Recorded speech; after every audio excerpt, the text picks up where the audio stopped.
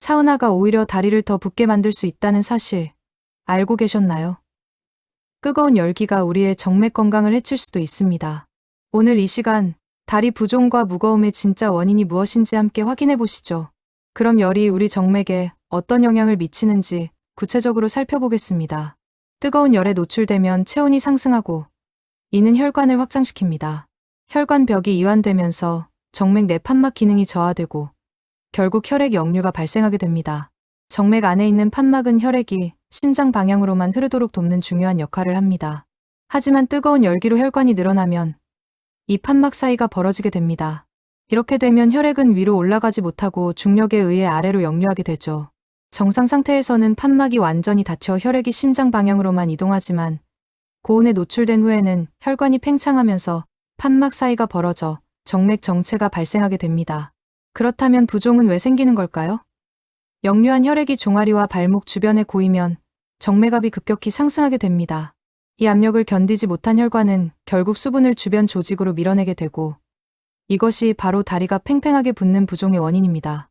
즉, 혈액 역류로 인해 종아리와 발목의 혈액이 정체되고 정맥압이 상승하면서 혈관 내부 압력이 급증하면 수분이 근육과 피부 조직으로 스며들어 조직액 유출이 발생하게 되는 것이죠. 그렇다면 나는 고위험군에 해당할까요?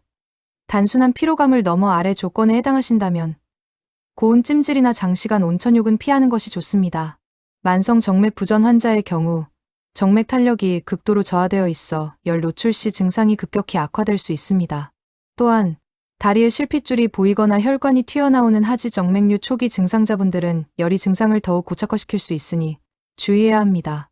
마지막으로 임산부는 혈액량 증가와 호르몬 변화로 인해 혈관이 이미 확장되어 있어 부종 위험이 매우 높습니다. 하루 종일 서 있거나 앉아 있는 직업군도 각별한 주의가 필요합니다. 교사, 판매원, 사무직처럼 같은 자세를 오래 유지하는 분들은 평소에도 정맥 순환이 원활하지 않을 가능성이 높습니다. 이런 경우 사우나의 뜨거운 열 자극까지 더해지면 부종과 정맥 정체의 위험이 배로 높아질 수 있습니다. 사우나를 완전히 끊을 필요는 없습니다. 현명한 전략만 있다면 정맥 건강을 지키면서도 사우나의 장점을 충분히 누릴 수 있습니다. 지금부터 다리에 가해지는 부담을 최소화하는 4가지 스마트 사우나 전략을 알려드리겠습니다. 첫째, 온도와 시간을 제한하는 것입니다. 둘째, 찬물로 마무리하는 것. 셋째, 자세를 교정하는 것. 그리고 넷째, 수분과 전해질을 충분히 보충하는 것입니다. 첫 번째 전략입니다. 사우나의 골든타임은 38도에서 40도 사이의 온도에서 15분입니다. 40도가 최대 권장 온도이며 15분 이상 이용하지 않는 것이 좋습니다. 두 번째 전략은 찬물 마무리입니다. 사우나 직후 찬물 샤워는 선택이 아닌 필수입니다.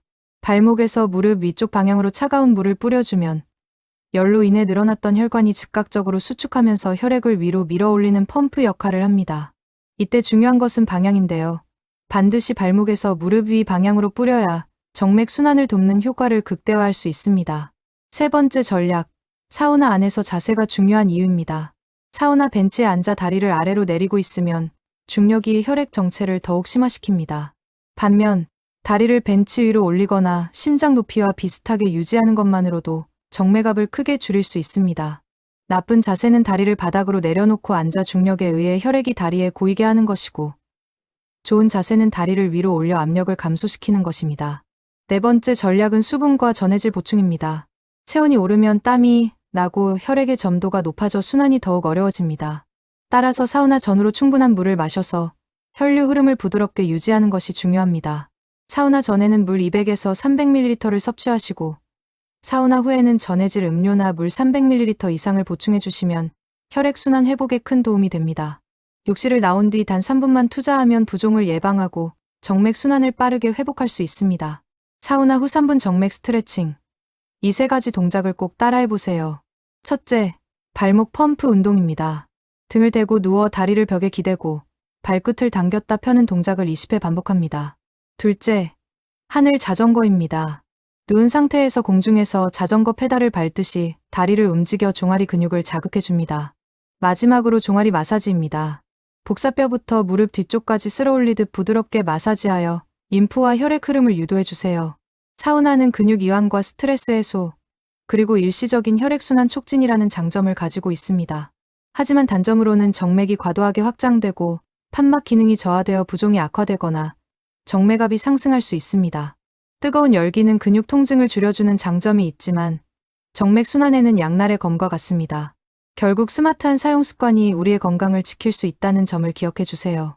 다리의 무거움이 느껴진다면 뜨거운 찜질보다는 시원한 휴식과 적절한 운동이 진정한 회복의 열쇠입니다. 지금 당장 다리를 심장보다 높이 올려놓는 것만으로도 정맥 순환이 크게 개선될 수 있습니다. 또한 시원한 찜질이나 냉수 마사지를 해주시고 가벼운 걷기 운동으로 종아리 근육 펌프를 작동시켜 주시면 좋습니다. 오늘 정보가 도움이 되셨기를 바랍니다. 다리 부종이나 무거움으로 고민하는 분들께 꼭 필요한 내용이니 소중한 분들께 공유하셔서 함께 정맥 건강을 지켜나가세요. 이 게시물을 친구와 가족에게 공유해 주시고 사우나에 가실 때마다 꺼내볼 수 있도록 저장해 두시면 좋습니다. 다리 건강에 대해 더 궁금한 점이 있으시다면 언제든지 댓글로 질문해 주세요. 전문적인 정보로 답변 드리겠습니다. 감사합니다.